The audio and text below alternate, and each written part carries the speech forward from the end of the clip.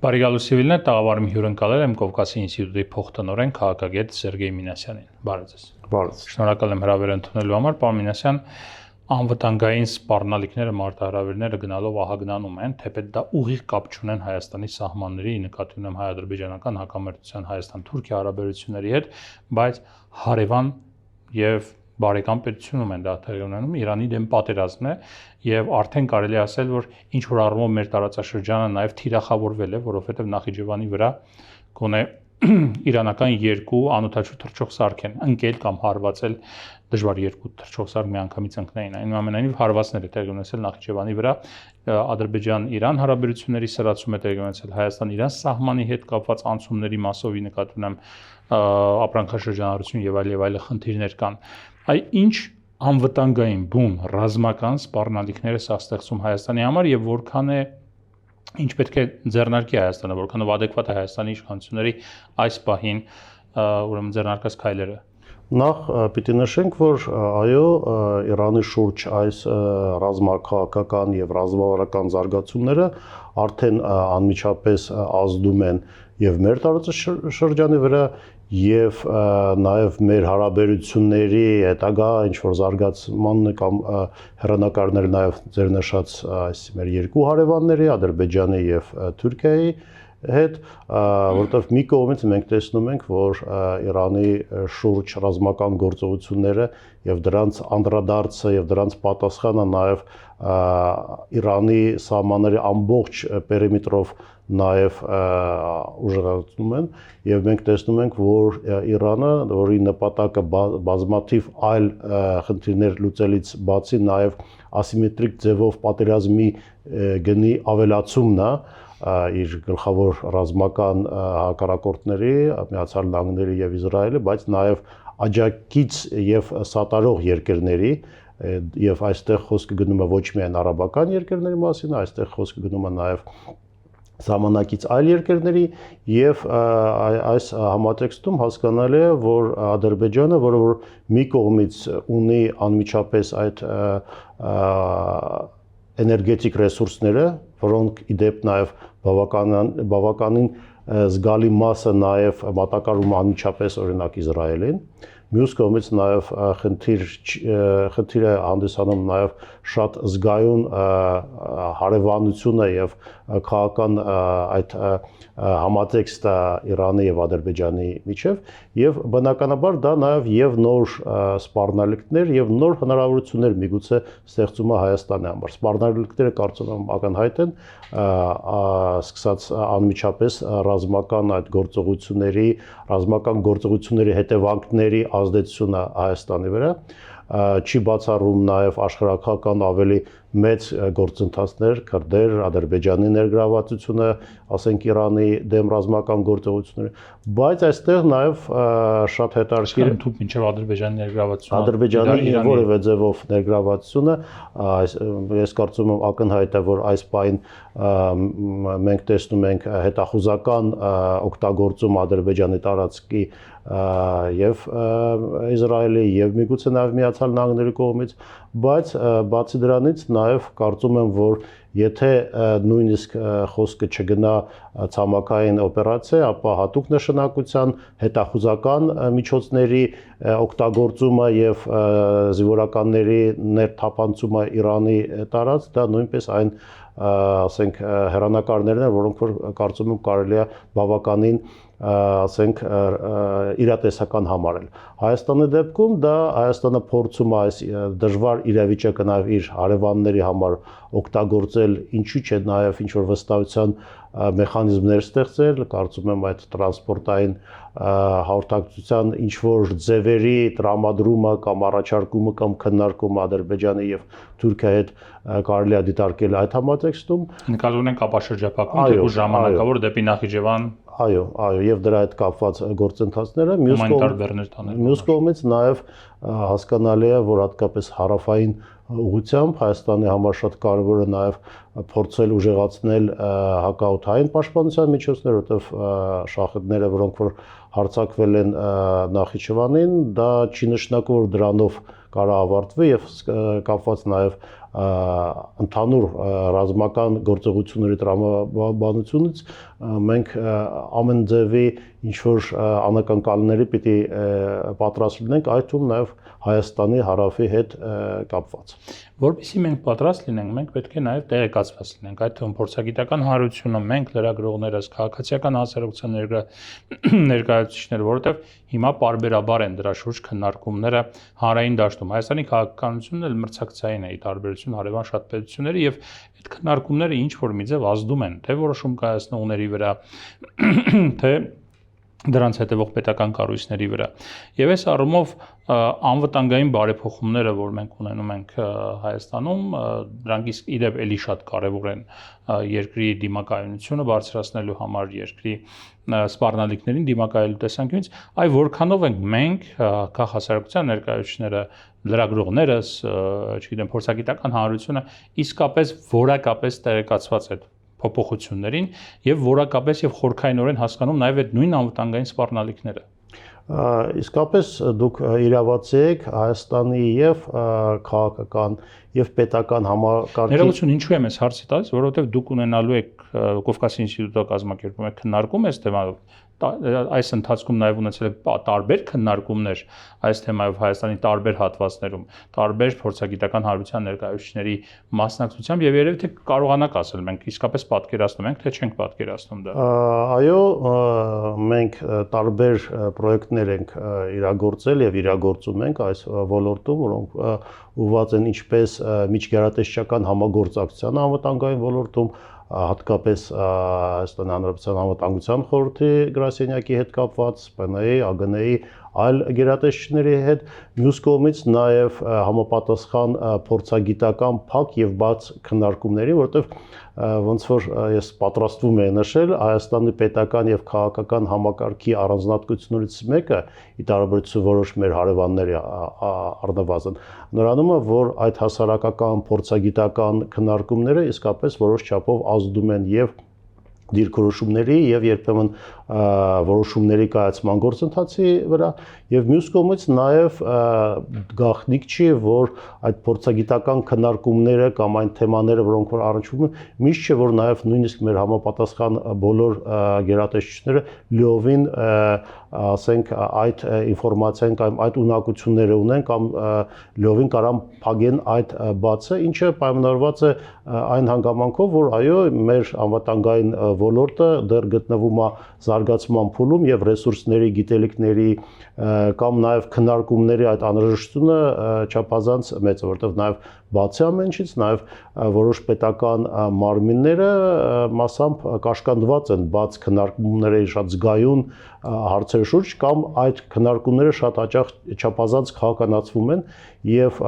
բուն հարցի շուրջ այդ քննարկումները երբեմն այլ ուղղությամբ են գնում, դա առաջինն է, բայց մյուս կողմից էլ նաեւ պիտի նշենք, որ նաեւ մեր հասարակությունը իսկապես ունի անհրաժեշտություն տեղեկանալու այս զարգացումների մասին եւ նաեւ նույնիսկ այդ ֆոնի վրա մենք ունենք լուրջ բացեր եւ լուրջ խնդիրներ, օրինակ Իրանի շուրջ այս զարգացումները ցույց տվեցին, որ մի կողմից Հայաստանը, որը որ նույնիսկ նախկին խորհրդային միության շրջանակներում թվում է թե ուներ ամենազարգացած արվելագիտության դպրոցներից մեկը, այդ թվում նաեւ հատուկ ուղղվածությամբ օրինակ իրանագիտության վրա, բայց մենք շատ քիչ adekvat քննարկումներ ենք ունենում այս վերջի օրերին ոչ միայն պարզապես ինչ-որ աշխարհակահական լայն գործընթացների մասին, այլ օրինակ թե ինչ է տեղի ունենում Իրանի ներսում, ինչ քաղաքական, հասարակական զարգացումներ, ինչ, ասենք, ազդեցության ուժեր այս պահին ինչ դեր են խաղում, այդ քննարկումը դա այն բացն է, որը որ ցույց է տալիս, որ մենք իսկապես բավականին լուրջ աշխատելու տեղ ունենք եւ նույն ձևով ես կարամ ասեմ, որ մենք նույն այդ էքսպերտային փորձագիտական ունակության եւ զարգացման խնդիրներ ունենք նաեւ մեր այլ ասենք հարևանների կամ անվտանգային ոլորտին վերաբերող այլ թեմաների շուրջ։ Ելնելով դրանից կարծում եմ այո շատ կարեւոր է մի կողմից փորձագիտական, գիտական, նաեւ լրատվական շրջանակների ներգրավություն նման քննարկումների եւ մեր վաղվա քննարկումը նաև դրան է ուղղված եւ մյուս կողմից նաև մենք պիտի հասկանանք, որ մեր նպատակը ոչ միայն պարզապես քննարկումներն են եւ այս թեմաների շուրջ, ասենք, ինֆորմացիայի ավելացումը, այլ նաև համագործակցությունը մեր համապատասխան պետական մարմինների հետ, որոնք որ պատասխանատու են կոնկրետ գործողությունները եւ պաշտպանական, եւ անվտանգային, եւ արտաքին քաղաքական ոլորտներում եւ այդ սիներգիայի ձևավորումը նաև հանդիսանում է մեր որպես կառույցի եւ նաև որպես անհատներ, որոնք որ զբաղվում ենք փորձագիտական եւ գիտական աշխատանքներում այդ ոլորտում նաև առաքելություններից մեկը։ Կարող եք ասել, որ այդ սիներգիային ինչ-որ առումով կարողացել եք հասնել, այսինքն որ իսկապես այդ ջանքերը փորձագիտական հանրության, քաղաքասարակության ներկայացուցիչների, որոնք պրոֆիլային հետաքրքրված են նաև անվտանգային համակարգի բարեփոխումներով, վերահսկողությունից սկսած մինչև որոշակի փորձագիտական եւ խորհրդատվական ուրեմն աշխատանքներ, այդ սիներգիան իսկապես կարողացել է գոնե ինչ-որ առումով ձևավորել։ Դե իհարկե չափազանցություն կլիներ ասելու, որ մենք ինչ-որ իսկապես ինչ-որ վճռորոշ դեր ենք ունեցել կամ վճռորոշ նշանակություն ենք ունեցել այդ գործընթացում, բայց այն հանգամանքը, որ մենք նաև մեր մոտ ստացվել է ինչ-որ նաև այդ եւ փորձագետների եւ պետական մարմինների ներկայացուցիչների ինչ-որ այդ մշտական գործող ինչ-որ ցանցի համագործակցության ֆորմատների, այդ դիտարկումների եւ քննարկումների նաև բաց մթնոլորտ ստեղծել, երբ որ նաև պետական որոշ գերատեսչությունների ներկայացուցիչներ, որոնք որ նաև շատ զգայուն ոլորտներով են զբաղվում, նաև ի վիճակի են շատ բաց եւ անկեղծ ինչքան որ հնարավոր է քննարկումներ ունենալ այդ բոլոր քաղաքական զգայուն անվտանգային պաշտպանական հարցերի շուրջ առանց քաղաքականացման եւ նաեւ օգտագործելով որպես լրացուցիչ օգտակար նյութ այն փաստաթղթերը, այն վերլուծությունները կամ այն քննարկումների արդյունքները, որոնք որ մենք ներկայացնում ենք եւ բացի դրանից նաեւ այս մեր պրոյեկտների մի մասը հանդիսանում են նաեւ հնարավորությունների, գիտելիքների ավելացման ուղղված բազմաթիվ դասընթացներ եւ քննարկումներ, որոնք որ նաեւ կարծում են ավելացնում են եւ մասնագիտական ունակություններ անվտանգության խորհրդի գրասենյակի, ՊՆ-ի, ԱԳՆ-ի, այլ գերատեսչությունների եւ բացի դրանից նաեւ անձնական փոխ համագործակցության ֆորմատներ նաեւ այդ գերատեսչությունների միջև, հատկապես միջին օղակի պաշտոնյաների մակարդակով։ Շատ կարևոր միտք ասացիք, քննարկել քաղաքական, արտաքին քաղաքական հարցեր առանց էմոցիաների եւ քաղաքականացման, հա, որովհետեւ դրանք միշտ խանգարում են դիրքորոշումները, անձնական, քաղաքական եւ այլն։ Մյուս կողմից մենք ունենք մի իրավիճակ, որ այս պահին մեր հանրային դաշտում, գոնե սոցիալական ցանցերում, որ մենք տեսնում ենք այդ քննարկումները, շատ հաճախ բևեռացված պրիմիտիվ ռացիոնալիզմի բնորոշ, այսպես մի կողմը ասում է, որ բարոյական որոշակի ինչ որ արժեքներից է ելնում ասելով, որ շատ լավ է ինչ տեղի ունենում Իրանում,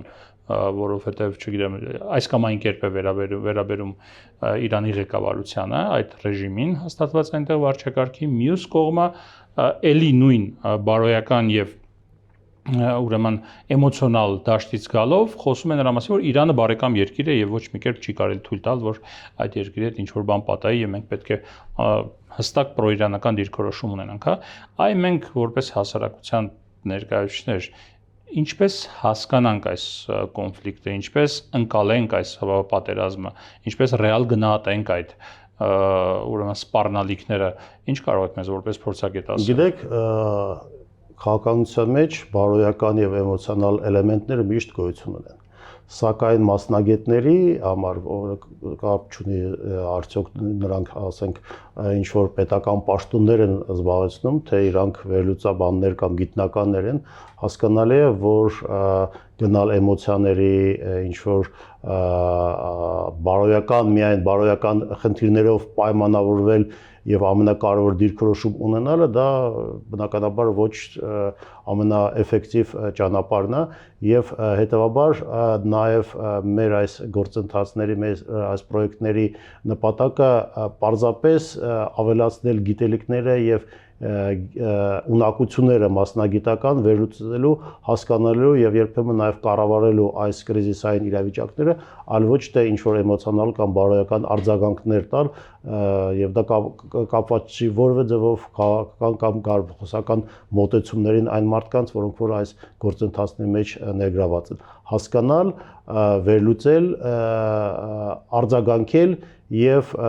եթե հնարավոր է նաեւ կառավարել այս ռիսկերը, որոնք որ կապված չեն մեկ կամ երկու ինչ որ իրադարձություններ, դա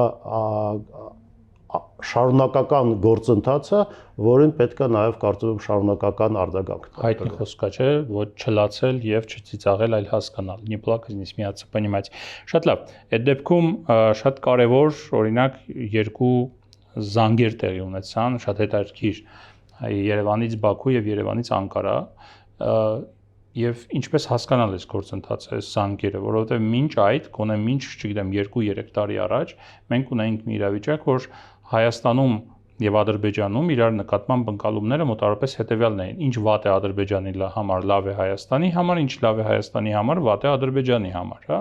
Եվ շատ հաճախ մենք ուրախանում էինք, որ այնտեղ ինչ որ մի հատ վատ բան է տեղի ունեցել։ Հանրային ընկալումներում էլի գուցե այդ հարվածները Նախիջևանի վրա, ասես ընկալվեցին ոչ միանշանակ, բայց այնուամենայնիվ ինչու Երևանից զանգեցին Բաքու արտաքին գործերի նախարարի մակարդակով։ Բնականաբար անմիջապես այդ հարցը ոչ թե ինձ պիտի ուղղված լինի, բայց իմ ինտերպրետացիա, եթե դուք հիշում եք, նաև մեր այս խոսակցության սկզբում ես նույնպես որոշ չափով անդրադարձա այդ հանգամանքին, Հայաստանը փորձում է օգտագործել այս բավականին բարդ տարածաշրջանային իրադարձությունը եւ յուրաքանչյուր ճգնաժամը միշտ ստեղծում է եւ լրացուցիչ խնդիրներ եւ երբեմն հնարավորություն։ Եթե դա դիտարկել որպես հնարավորություն, այո, դա փորձը օգտագործել Հայաստանի աշխարհագրական դիրքը եւ Հայաստանի համեմատած չեզոք դիրքորոշումը եւ հարաբերությունների բավական լավ մակարդակ ինչպես Իրանը, այնպես էլ Միացյալ Նահանգները, եվրոպական երկրներ, ինչու՞ չէ նաեւ Ռուսաստանի հետ եւ նաեւ Հայաստանը որպես տարանցիկ այս պայն բավականին անվտանգ ինչ որ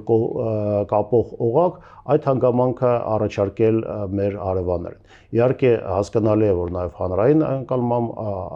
հասկանալի է նաև նույն այդ բարոյական եւ հոգեբանական այդ շղթայում կան հարցեր եւ հարցերը երբեմն նաև արդարացեն, սկսած դրանից, որ քննարկել Ադրբեջանի հետ այդ հնարավորությունը, օրինակ այն պայմաններով, որ Ադրբեջանը շարունակում է օկուպացվել պահել Հայաստանի տարածքի որոշ մասերը, դա նույնպես բավականին զգայուն խնդիրներ են, բայց գերիներ պահել, այո, գերիների հանգամանքը եւ այլն եւ այդ բոլոր համատեքստի հետ մեկտեղ նաեւ հասկանալի է, որ այդքան էլ հեշտ եւ այդքան էլ ասենք սաուն գործընթաց դա չի լինելու եւ նաեւ մենք դեռ այս պայն համենայն դեպս հրապարակային առումով դեռ չենք էլ տեսնում համապատասխան արձագանքները Բաքվից եւ Անկարայից, բայց համենայն դեպս նույնիսկ այստեղ խնդիրը այն է, որ Հայաստանը փորձում է այս ճգնաժամային իրավիճակում նաեւ գտնել ինչ-որ հնարավորություններ, որոնք որ կարան նպաստեն այն գլխավոր խնդրին, որը որ կարծում եմ կարևոր է այս պայն Հայաստանի ղեկավարության եւ քաղաքական թիմի համար, դա խաղաղության այս օրակարգի պահպանումը կամ նույնիսկ շարունակականության ապահովումը նույնիսկ այս գլոբալ եւ տարածաշրջանային բնույթ ունեցող Իրանի շուրջ ճգնաժամում։ Երկու հիմնական կարծիք կա Իրանի շուրջ ճգնաժամի հետ կապված սպառնալիքների եւ հնարավորությունների տեսանկյունից։ Մի մասը, որոնք կողմ են, այսինքն ոչ թե կողմ են, այլ ասում են, որ սպառնալիքներն են ավելի ահագնանալու, այն է, որ Ադրբեջանը եւ Թուրքիան կարող են օգտագործել այս պահը հաշվի առնելով Իրանի կոշտ դիրքորոշումը Սյունիքի նկատմամբ նրանց հավակնությունների վերաբերյալ Հայաստանի տարածքային ամբողջականության պահպանման տեսանկյունից 2-3 տարի առաջ դա իսկապես լուրջ խնդիր էր, կարող են օգտագործել եւ, չգիտեմ, փորձել այդ ուրեմն միջանցքը ստանալ ուժով կամ ընդհանուր մինչև որոշակի գործողություններ ռազմական, հա։ Մյուս մասը կարծում է, որ ոչ, եւ սա հնարավորություն է իսկապես Հայաստանի համար, որ նույն այդ հումանիտար միջանցքը տրամադրի Նախիջևան դեպի, ճանապարհը տրամադրի եւ դա կարող է հանգեցնել ինչ որ առումով արագացնել Հայաստան-Ադրբեջան եւ Հայաստան-Թուրքիա հարաբերությունների կարգավորումը։ Որն է ավելի իրատեսական ձեր կարծիքով։ Գիտեք, ես կարծում եմ, որ նաեւ այդ երկրորդ տրամաբանության շրջաններն էին, որոնք որ նաև կարծում եմ պատճառ դարձան այդ համապատասխան զանգերի եւ քննարկումների օֆիցիալ Երևանի կողմից, բայց ես պիտի նշեմ նաև լրացուցիչ մի գործոն, որը որ համենայն դեպս այս պահին, երբ որ Միացյալ Նահանգները ունեն այդ օդային առավելություն եւ շարունակում են նախաձեռնությունը պահել Իրանի շուրջ ռազմական գործողություններում, կարծում եմ քիչ դժվար կլինի եւ Թուրքիայի եւ Ադրբեջանի համար նույնիսկ օգտագործելով այս դժվար իրավիճակը, ասենք հարևան Իրանի համար, որը այո, ճիշտ է, նախորդ քաղաքական շրջաններում բավական լուրջ զսպող դեր էր խաղացել Ադրբեջանի ագրեսիվ նկատառումներին Սյունիքի հանդեպ, բայց այս պահին, երբ որ կան օգոստոսյան համաձայնությունները, երբ որ կան Տրամպի անմիջապես ներգրավվածություն այս գործընթացի մեջ, երբ որ մենք տեսնում ենք թե Թրիպի ծրագրի քննարկումը, երբ որ մենք տեսնում ենք թե Միացյալ Նահանգները սահմանափակ, ասենք, ռազմաօդային եւ ռազմական ունակություն ունենալով տարածաշրջանում ինչ լուրջ գերակայություն ունեն հատկապես տեխնոլոգիական Իրանի հանդեպ, պատկերացնել, որ Բաքուն ունենալով այսքան զգայուն խնդիրներ նաև Իրանի հետ, դրա հետ մեկտեղ կարա գնա ինչ-որ ավանտյուրայի, որի մի պրոյեկտի շուրջ, որի հիմքերը կամ որի հովանավորը այս պայն հանդիսանում անմիջապես Միացյալ Նահանգների որը պատերազմում է Իրանի հետ, պատերազմում է եւ որի օդային նաև եւ օդային գերակայունությունը ապահովում է նաև որոշ չափով այլ, ասենք, երկրների, այդ թվում նաև Թուրքիայի, այդ թվում նաև այո, ինչու՞ չէ նաև Ադրբեջանի հնարավոր անվտանգությունը, դժվար թե այս